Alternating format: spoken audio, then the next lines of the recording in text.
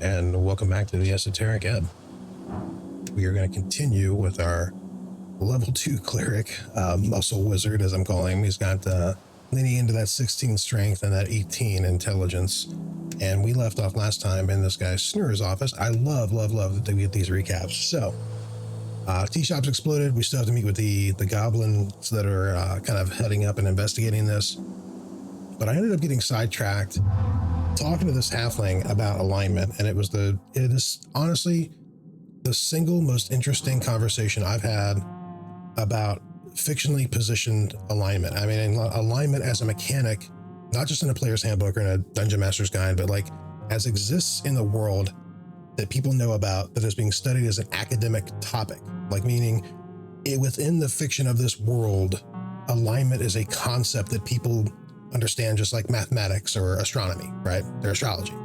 You know, it exists. So I've not seen that happen very often. Even in the games I've ran, I've been kind of lazy about it because alignment has been kind of a controversial topic, a controversial concept for many years, especially in modern D&D. But this guy was pretty cool about it, and I regret not staying longer in the episode last time to talk more about this, but we had already ran an hour, and I felt like I was kind of, maybe I was, pushing my luck, and I could spend another 20 minutes with him, but I'm going to engage with him again and kind of see what else he's got to say about it. And I remember telling him last time he was trying to explain some stuff, and I said, okay, yeah, that's fine. Thanks for explaining everything. I'm just going to be lawful evil, and just like decided my alignment, which he was kind of taken aback by because you don't really just assign it. And there was that whole conversation of like, just like in human development, there's nature versus nurture. His topic was intent versus action, which I find fascinating. Like, what really determines your alignment? And if you recall, the thing that really stuck out to me was talking about how there was a serial killer who thought that if he did enough murders, he was saving the world from being destroyed by an otherworld entity. And when they did an alignment check on him, the guy's alignment was true neutral. Not evil, even though he was like a serial killer, because his intent was on literally trying to stave off, or it was chaotic good even. I think it might have been chaotic good. Whatever the case may be, certainly wasn't an evil alignment, because even though he was doing a monstrous evil act, he was repentant. He felt bad about the fact that he had to do this, but he felt like he had to do this due to his psychosis in order to stop a tragedy from befalling the world. Again, that's fascinating stuff. So we're going to jump back in. So what is a folk spirit? So the origin of all stories. Apparently all of them.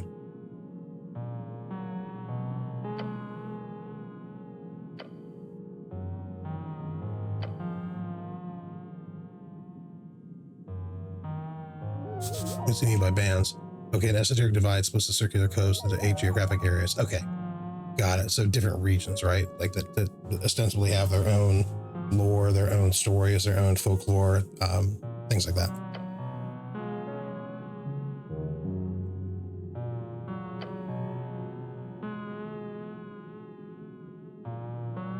Okay, so yeah, people have shared concepts and tropes.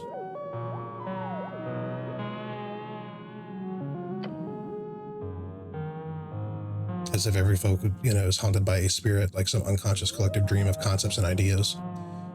This is, again, I don't know if this makes for good viewing. This might be a game that's better played than observed.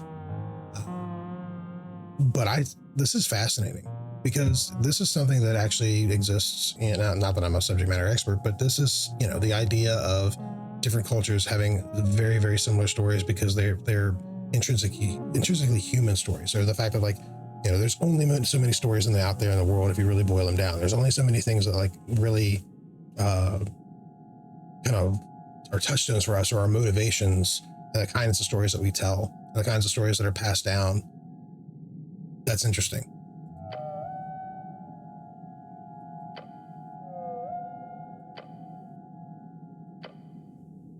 Yeah, the idea that you got people who are completely alien to each other, culturally, spiritually, and biologically, and yet they would share the same core myths. That's fascinating.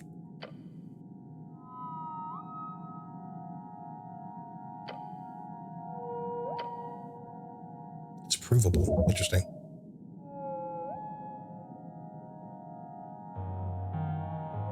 Supposed to have a collective unconscious.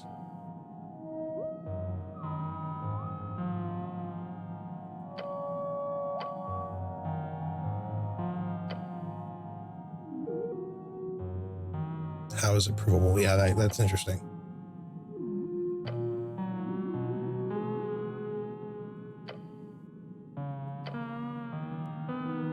Okay, same method used when uncovering ancient dead languages.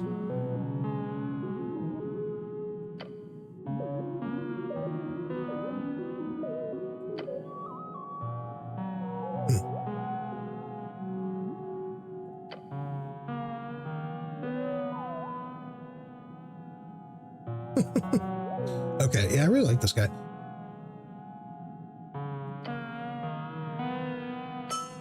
Every culture is equally terrible. Okay, I can agree to that at least. But they are specialized. These symbols we produce are clothed in meaning based on lived experience.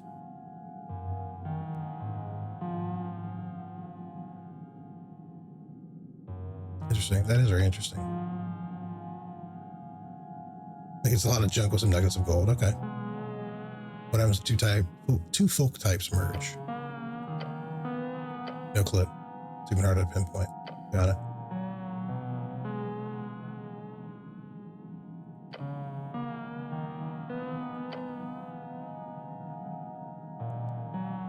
Interesting. Humans can obviously reproduce with dwarves. Didn't know that about this society. Sure. Obviously we know about like half elven, right? If we're talking about like typical like D&D tropes and things like that, like half elf, half orc, but half dwarf. Outside of like the Dark Sun setting, I don't think I've ever encountered that in an official capacity. So that's interesting that is something that's like unknown given in this world. But the offspring is always aesthetically and biologically speaking very human. Does not make sense. Interesting.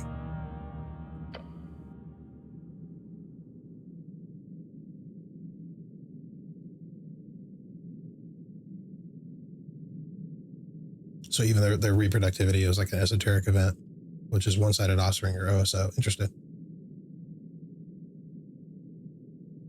I mean, dwarves would eventually stop existing and just become human.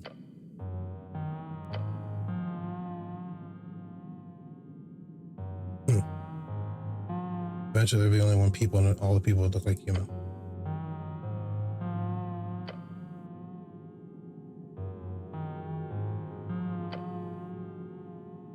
Yeah, it's good enough.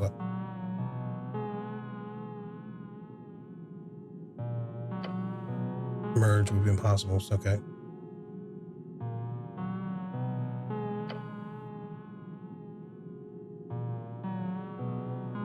I'm afraid all this is all coming from experiments performed by arcanists, and horrifically so. Which I'm very interested in the arcanists because that's the wizard leadership that came before. And again, I kind of style myself, or at least this character, is more of a wizard than even a cleric, honestly. Some side is always dominant, not biologically, but esoterically, yes, objectively so. Interesting.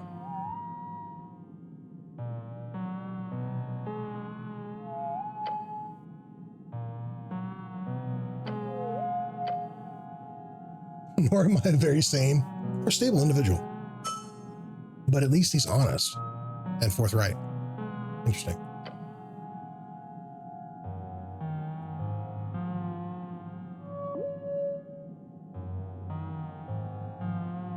I think you've got something cool cooking here.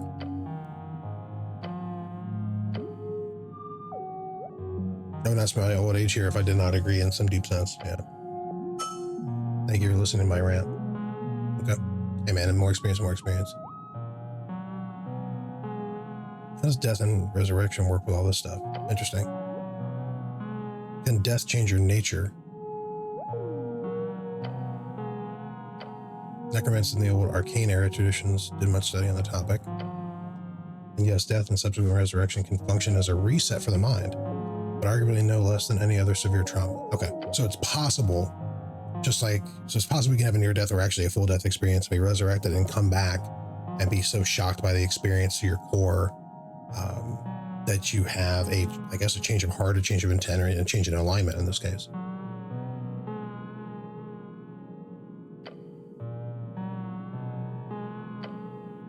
The fuck do I know? But it's a soul. That's fair. Okay. Ghosts exist, of course, as do wraiths, another found undead spirit of things. And there's much arcanist data on such things. Like if a person is resurrected, their ghost ceases to be. That implies the ghost is a soul, right? But speak with dead does not. In fact, a ghost is technically able to ask questions to its own corpse. That's fascinating. Yeah, 5 questions. Okay.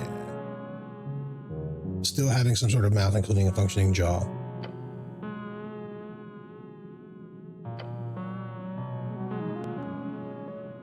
Even if a person, even after very long periods of time, will have no memory of their time as a free soul. But the soul is not a personhood,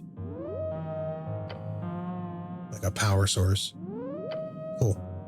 The Lich, specifically a creature who consumes these so-called souls for their own gain, which is not very common. And the spellcaster, yeah. Destruction of the spark of the soul is a horde crime. Yeah. Because you're snuffing out their ability to move on to an afterlife or be resurrected. Yeah.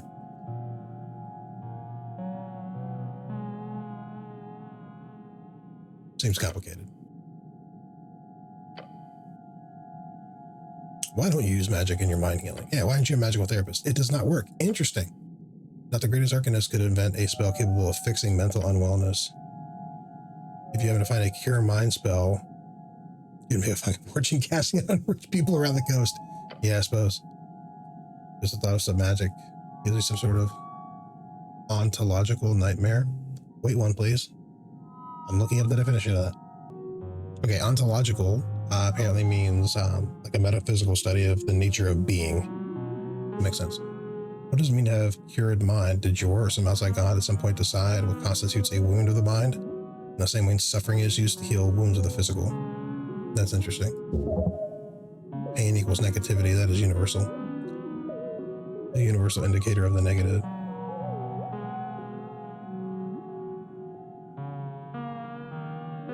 That's interesting, explaining how healing works. Like when you heal a person, magic will target the source of the pain as kind of the bullseye or target, ground zero, right, for reverting that harm that's causing it, no matter the source of the specific biology of the person. But what if one suffers from night terrors caused by some horrors of the past? Should the mind heal spell remove your ability to have night terrors, or should it remove the traumatic source from your memory, or simply lessen your mental ability of neuroticism? Could the latter lead to a society without neurotic people? Would that also dampen other fears? What would Jor consider to be a good level of negative thoughts? Yeah, that's it becomes like super subjective, right?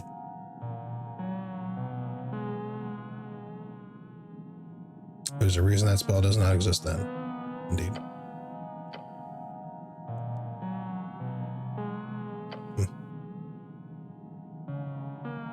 We'll see if any of us are even remotely successful in this brain bullshit. I'm not going to ask this guy what love is. I think that's... What do you say? Should look for this book? Yeah, 120 feet straight down and city below. Got it. I might as well exhaust the dialogue, though. Love is pure calamity, deadly and destructive. This nature is just perverted and foul, because it is a complete surrender without idealization. To love is to accept, without proof or demands or conditions, this complete surrender to another. Ridiculously risky. Do you know a lot about love? Sure I do. My life would certainly attest to it despite my horrid nature. The familiar love is close to my heart as well. My 2 boys are my most prized works. My wife and kids? That's nothing we need to talk about. Private life is private, so... But it's worth it, right? Worth it. He slaps his knees. Then he takes a breath. Love is completely unpredictable and dangerous encounter. And I have yet to meet a sentient folk which is not afflicted by it. And interestingly enough, I see no difference. It's universal. Elf love, halfling love, devil love. True love is always irrational. It is finding the perfect inside of the imperfect and falling entirely into it, swallowed by it. But if you are one of the few who do not need it, good, be happy. You are not in good luck. May God bless your soul. Interesting. Let's go about the tea shop. It was horrific. You're down here when it happened?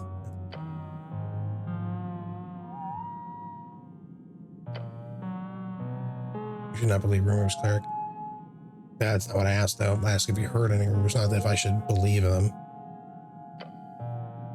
I did hear some nasty stuff. Some people seem to think that the owner did it himself since he is missing. Interesting. Some others think that the city did it since they printed a clear lie in the post. That's fascinating. Also heard people say that the Asgilists are responsible since it was their hideout. Or that the Free Striders did it for the same reason, blowing up their opposition. It's all bullshit. Don't believe rumors. Yeah, but not that I can't remember the exact quote, but I remember like Inglorious Bastards, the opening scene with Hans Landa interrogating the farmer, and he's asking where the family had went, and he says like, oh, I've only heard just rumors. He's like, well, I love rumors because the truth can be misleading, but rumors I think always have a kernel of truth, which I thought was an interesting way to look at it. But I think that's not just an interesting thing to say. Like, rumors always come from somewhere, right? Like, they always have, there's something about them that is always interesting, even if they are kind of, you know, people dismiss them outright. Did you go check it out? No. Someone told me later it was like, I have work to do here. Okay. He has no more opinion, but at least I can place him at the time of it, and he has some ideas. He's giving me some things to think about. Who are you voting for in the election? I'm a Billy Asgilist. Okay. Recap. Oh, so he's mad for the workers. Why call it filthy? Have you seen a clean Asgilist?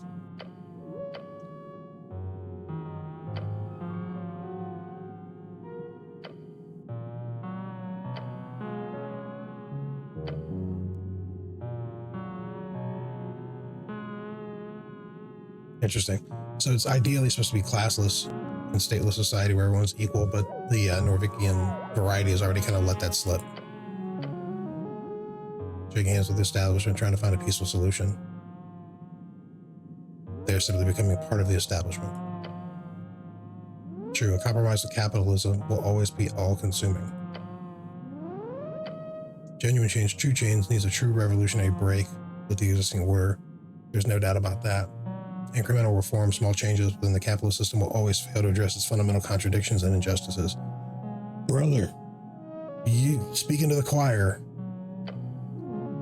My time reads made it clear. Always be wary of simplistic utopian visions. There's a path covered in corpses that leads to such blind idealism. So I vote for this social democratic compromise, this handshake with capital. And I'll go home, piss myself, and die, dreaming of the next generation who have answers that I do not. I'm not going to say you should be run out of the city. I'm not going to go with that. I hope the next generation votes for violent revolution. I'm not going to, yeah, these are things. I'm just going to say I am not an activist. Workers United, unionization, guild power, it's all well and good until it gets too loud.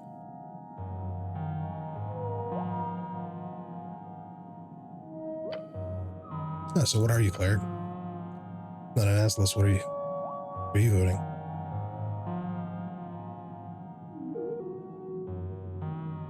I'm voting for the new God King Wizard Emperor of Norvik. Yeah, I'm leaning into this. I'm gonna be frank. Since he's being honest with me, I'm gonna be honest with my back. I'm not gonna hide. Like, I am a proud, egotistical wizard who longs for the return of the arcane and the smartest and the most powerful to rule.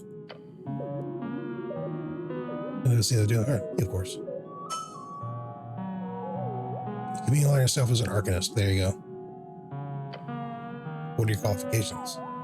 Unsell it to me. Why should you be king? Hey, yeah, let's go. Show me your intellect. For something else before I start ranting about the suffragette movement. So I didn't take the bait?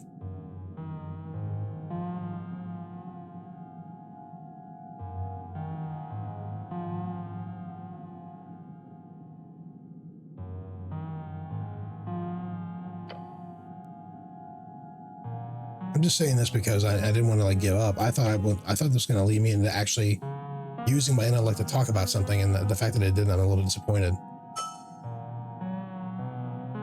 Go on.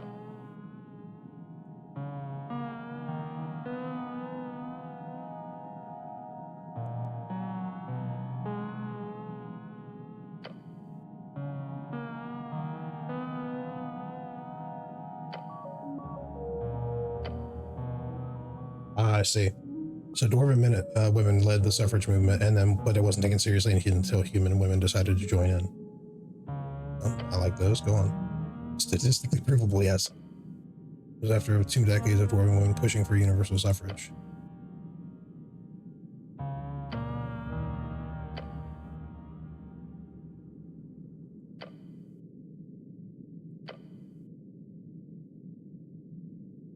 Wow. So the human women who voted for suffrage have today become fascists. I'm just getting these games definitions of these things.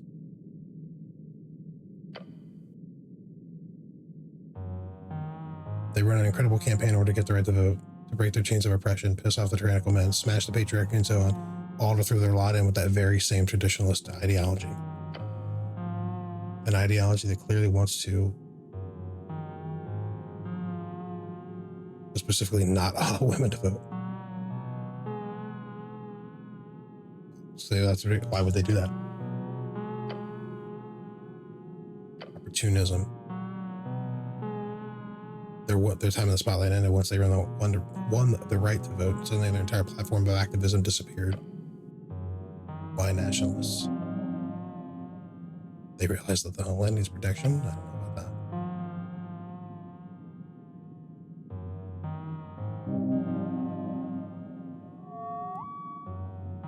All right, I'm clicking on this just to see how's the game define this?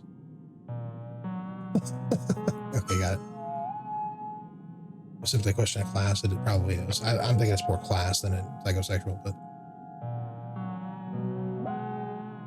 mostly a group of rich people, and that would logically supersede their identity as women. And they have more to lose as being rich than as being a woman. Interesting.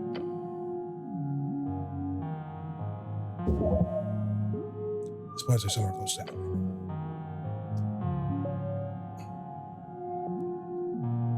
All right, I'm not going to get into his other personal. Well, I can do the personal question thing.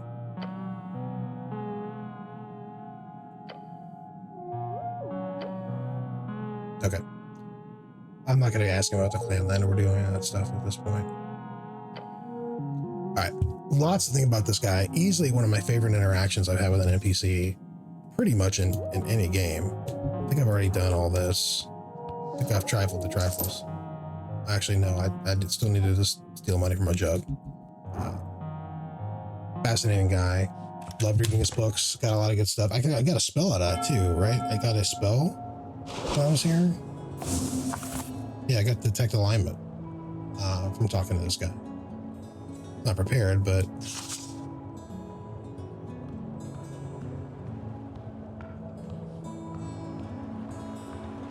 just in and of itself, that's pretty fascinating.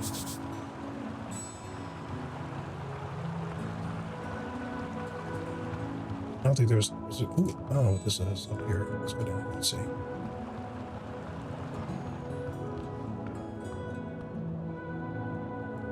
When did I see just disappear from over here? I've seen that on the steps before.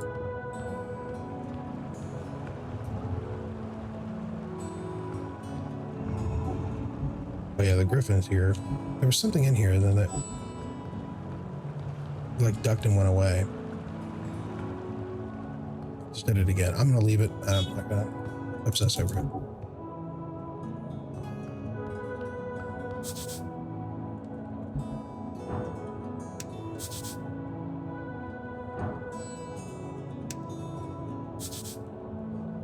Opens at sundown, and we're at 2 o'clock. So obviously some time away from that now. And I can't get up there yet. Long tunnel below crossing. I think I've done everything here, right?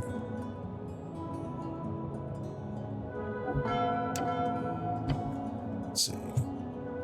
Map? M for map.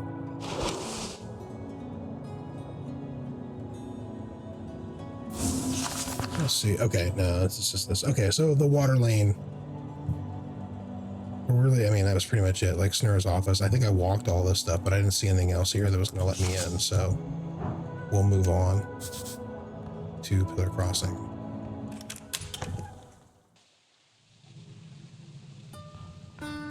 And yes, I know I'm kind of avoiding the main quest, and it's probably terrible, but I know how I am. For you, my friend. Greatest.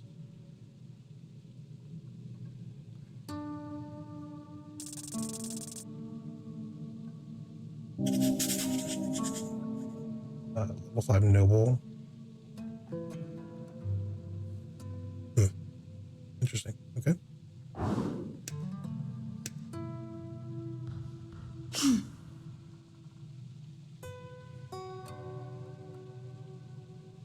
Clear your throat, Lally.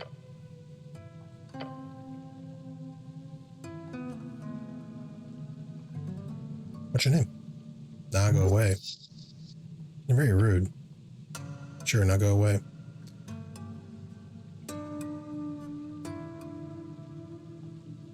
Look at, why would I just lean into the election and all that stuff?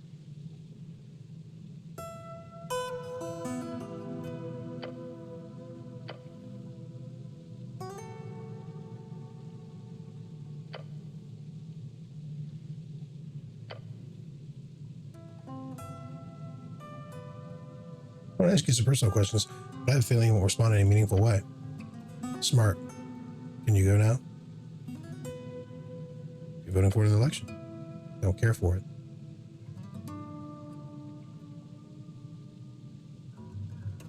The election? Doesn't matter. And I wouldn't tell you if it did.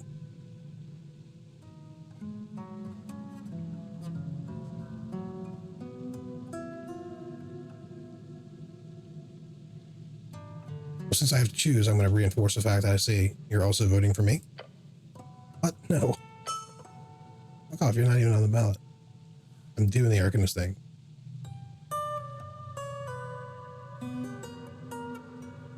Are you sure? Thank you, citizen. Why is she so freaking hostile?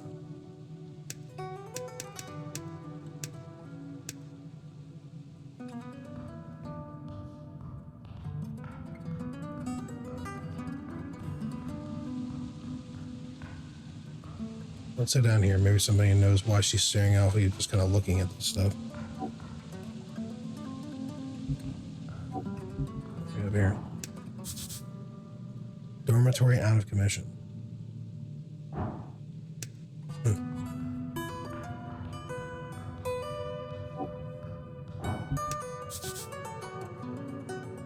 Seminal stem stroke back.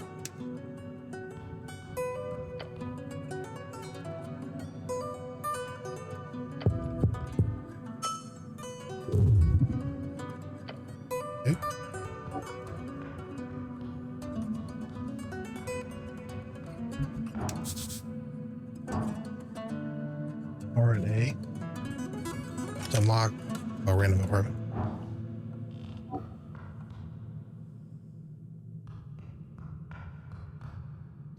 Let's head back up here. I don't want to go down this and miss out what's it called, this like little bridgeway.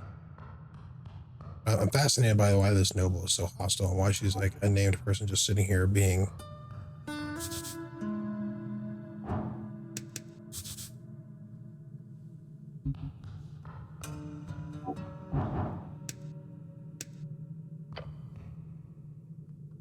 the pillar of Jor.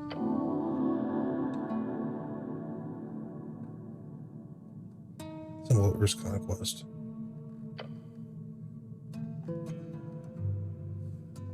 He declared that sacred spot at me.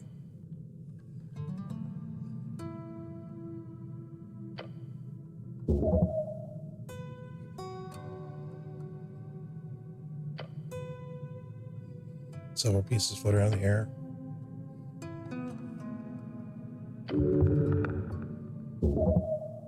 The most powerful arcanists and gods. Okay. Can I make money off this thing? I mean, sure. How many of these pillars exist? 8 pillars exist. Technically to 4, depending on which scholar you ask. Well, that's fascinating.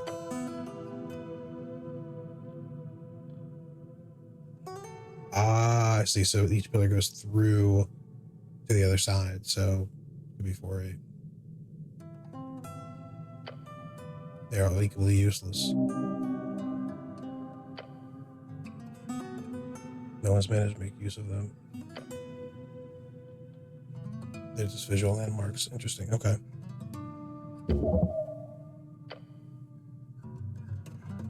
Esoteric rock. You know, it's tempted to focus on it there, the ancient relic.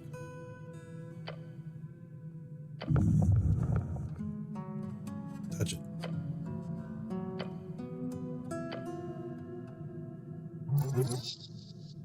No. So there's something going in, but I lack the charisma to even do anything with it. No, I'm not going to even try to get into it.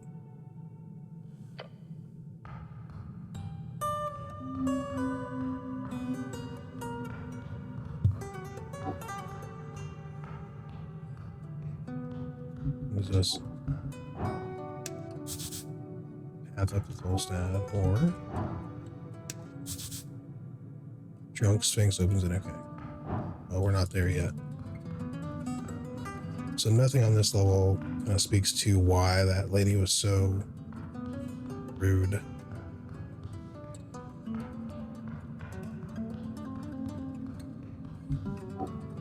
Guess we'll just go down here still and try to figure out if there's anything else interesting to look at.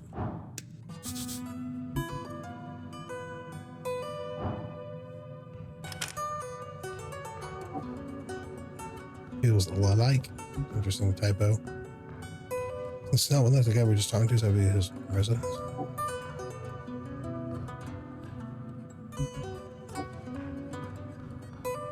So literally nothing else and nobody else I can engage with down here.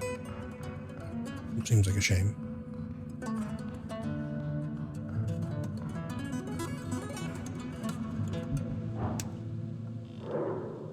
Raidus.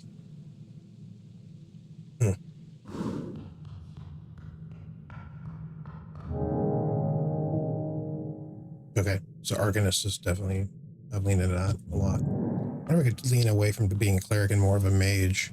I would like to do so if the opportunity presents itself. Turn here. Back up.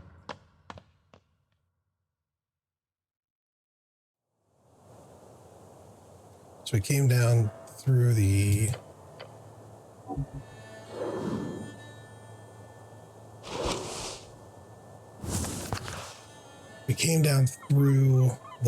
roller mill to water lane. I thought during that was a water lane view. And then that led down into Snur's office. We went over to Pillar's Crossing, but then Pillar Crossing didn't really have much either. Oh, there was another way to Tolstad this way? Interesting. So we came up through here.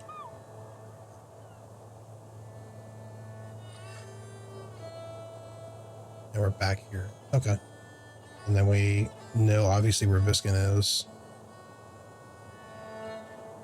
Okay, so we should head down over this way. And finally, I think we've made the lap. We met some interesting personages, and I think now it's time to like actually. What is this?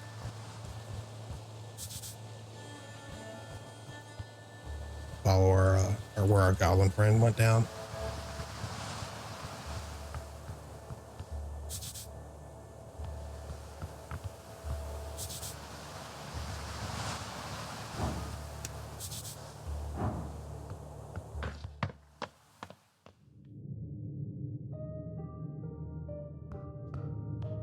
Goblin guard.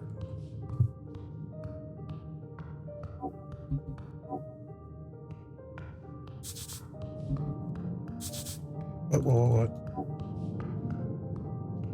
My stomach twisted. Some sort of illusion? That was interesting. Okay, this is the lady we're supposed to talk to. I want to talk to this guy here. He's waiting. Maybe sage leaf. I might as well try it. I'm not going to get anything out of it. Oh, actually, okay, an 18. Something is very wrong. Her eyes are striking into your soul. Hold on to that feeling you'd be consumed. She was power you could only dream of, yet her actions betray her nature. Evil, good, selfishness for her one's own tribe, a defining trait. Interesting. Very strong, very hardy, I mean, okay, yeah. So, especially for a goblin, you wouldn't normally associate goblin with being somebody, like, you know, person that's this powerful. But in this world, apparently she is. Forest goblin, too. That's a thing I don't. Sure.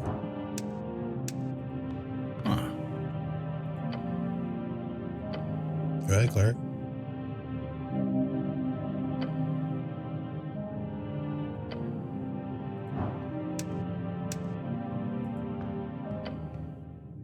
Approach the throne, the sprites flutter, their glowing illuminating the trunk of the giant tree, its roots reaching far below, its branches holding up the dirt ceiling above. The throne seems a tiny goblin. Her smirk is bright as it is threatening. So this is the dragon. Yes, I can see it. Her glare is magnificent. Cleric of Norvith, earth and river. She's talking to you, you're the cleric. I was assured by your masters. The top brass of the palace itself. Her voice causes you to shiver. They told me a cleric of the highest standing would arrive within the hour. So tell me, human. You should run. No, wait, you can't. You should. Why am I still here, waiting? An immense presence. You have no power here. Interesting. Every word you say here could have a profound impact on the rest of the quest of yours.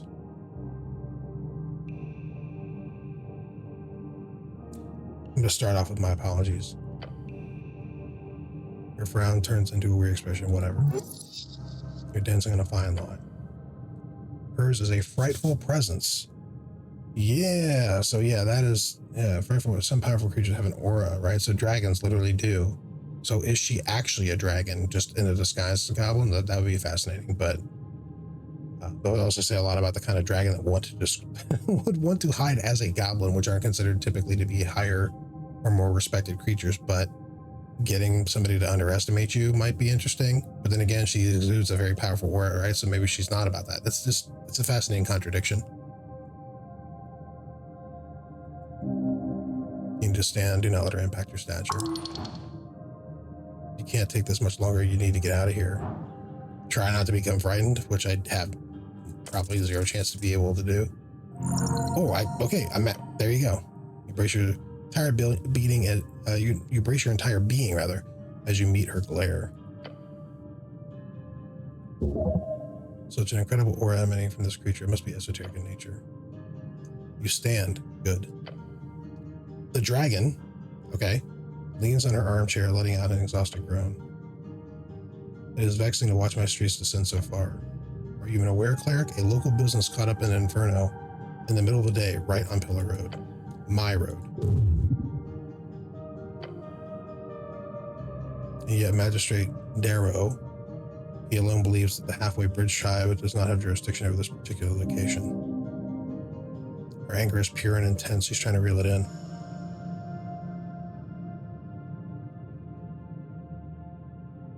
Why does Darrow say that? Because he's a fool born out of nepotism and alcohol. Horrific slander. And what is your usual jurisdiction? I have an official recognition of law on Lower Tolstad. The definition of that has always been vague. Some see it as anything below ground, some see it as below water level. The magistrate speaks for the city. See, this is what I've been dealing with. Blind faith in a failing system. Where exactly is the Steep Shop located? It is, or was, rented out of the corner of the central fort, just above the holes next to the pillar. That means it's part of the core foundation of the island fortress, therefore, property is legally an underground rental unit. Lady, I've been handling that damn crow's contract for years. But no, suddenly when the entire unit goes up in flames, that's when my people no longer have the right to enter the premises, to deal with it, to clean up even. No, suddenly this is city's business and we should keep our noses out of it. Corruption, plain and simple.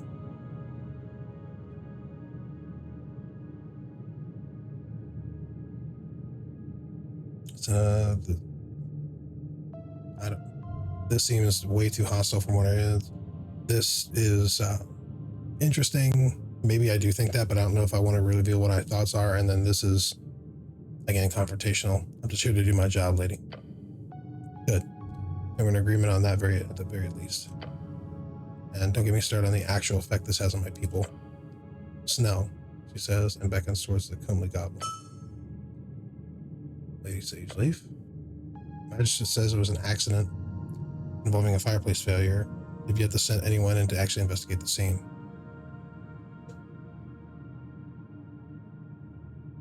can know that? I'm assuming this means how can the magistrate know that, or how could they know that? That seems like a typo, but you should trust me. You want to check it out yourselves. I didn't know that. What? You talk if he does, so what? Say fast. Sorry, I misspoke. I meant to say, how can you know that? We've kept an eye on it. Okay, so that wasn't a typo.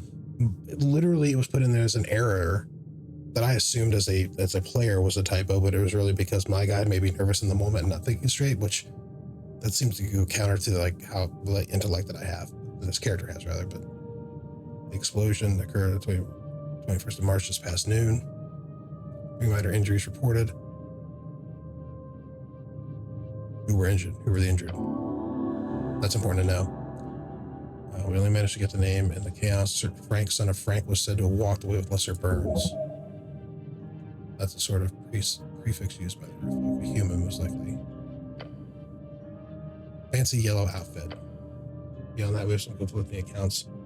He looked like one of the Dungeoneers, an adventuring man. Another said he was looking to get out of trouble, heading down the stairs to Water Lane. Dungeon or water? Both sound like trouble. Frank, son of Frank? Really? A Dungeoneer? One of the militia members. Could be smart to check the city below just in case, despite the dangers. Down to Water Lane. Yeah, it seems like he was heading down that direction. Though down could mean a number of things, Water Lane included. Fancy yellow outfit. Reads he in fashion, so maybe he's a wizard? I don't know. Why was he inside at the time? Considering the state of the building, no. Why was he there? We don't know. Where is he now? We don't know. You just let him leave? I wasn't there, cleric, but yes. The militia did let him leave since they were busy dealing with the fire. Although one of the militia members mentioned him just calmly walking away down the stairs. Anything else? We have theories, but we need proof. The unveiling has begun, cleric. Corruption, madness, politics, rambling fools. This is clearly the work of a rogue spellcaster, someone who cannot go unpunished. Yeah, okay, and it just feels my justice. The spell would indeed be the only logical answer for this destruction. A rogue spellcaster. Isn't there an anti-magic task force we can call for? As a spellcaster myself, I don't know that my first go-to would be to ask if there's, mage cops. I'll bring justice in order. She demands respect, she gets it. I formally declare a joint venture. The Halfway Bridge Tribe and the Earthguard City Clerics to investigate the Tea-Shop Pillar Road and bring justice to those who seek to harm the peace. No creature foul or fair shall escape my rage. The words seep out of her maw, burning the air. The fact that they're using maw, again, I get that it does back up the dragon thing. Every goblin in the chamber looks at her in awe. She is theirs to serve. She is theirs to serve, yeah. The dragon has spoken. Nod solemnly. She looks upon you with a grim expression. Snow? Yes, Lady Sage Leaf. You're the handler of this case. You worked on it since the explosion more than anyone. I want you to represent the tribe in this venture. His face lights up. A goblin and a cleric together, you will have access to both the upper and lower Tolstad. Do not disappoint me, Snow. Here's you received a party member in your divine mission. Sad it had to be a damn goblin. Well, that's racist. I've always wanted a goblin of my own. New member to the party. He ignores you. Takes a deep bow. Yes, Lady Sage Leaf, it will be done. At your service, Lady Sage. Yes, you are. We need to gain access. Your new goblin companion gives you a quick wave. Let's go, cleric. Snow has joined as companion. You could speak with him if you need help finding your way across Tolstad. I visited the tea shop entrance, but it was shut. Esoteric decree, so you have to ask your coin lord for the passphrase, unfortunately. So also look for that witness, or Frank dressed in yellow. Either we're on Water Lane or down below in the city below. The port or the dungeon. I'd suggest the port since it's less life-threatening. Yeah. How do I gain access? Talk to your boss, Darrow. Yeah, you'll need to gain an audience with him if you want to get inside the tea shop. All right, let's go. Very well. Cool. So we have progressed enough. We kind of finished our alignment conversation. We looked around a little bit. We've officially met the lady here, Lady Sageleaf, and officially have now picked up a companion, which is interesting. So we don't have a sheet for him or anything, do we? Can we? I guess I'm wondering. I guess we'll find out soon enough. Is if we can use Snow for some of these ability checks, since he is a party member.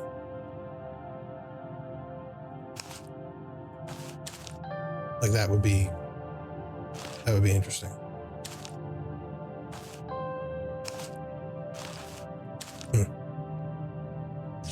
But for now, I think we're going to go ahead and call it here, and then I will pick this up now that we actually have our companion and officially have begun our quest. Cool. Thank you again for hanging out with me. This is a fascinating game. I really love it. Like I said, I don't know if it translates to like a viewing experience as much as I'm into it as a playing experience, but what a special game. I really respect what it's doing from a world building standpoint, from a storytelling standpoint, and from how it's really kind of meshed its own unique setting with, like I said, like more of a D&D-esque type D20 system, and the themes that it touches on. Personally, I find it fascinating, a lot of fun, and it's very much holding up to the comparisons of being kind of a disco-like, and some of the themes that it gets into. Maybe not in the characterization or some of the other overt comparisons, but certainly into how it presents itself as a game. Definitely earns that comparison. So I'm fascinated by it. I can't wait to do some more.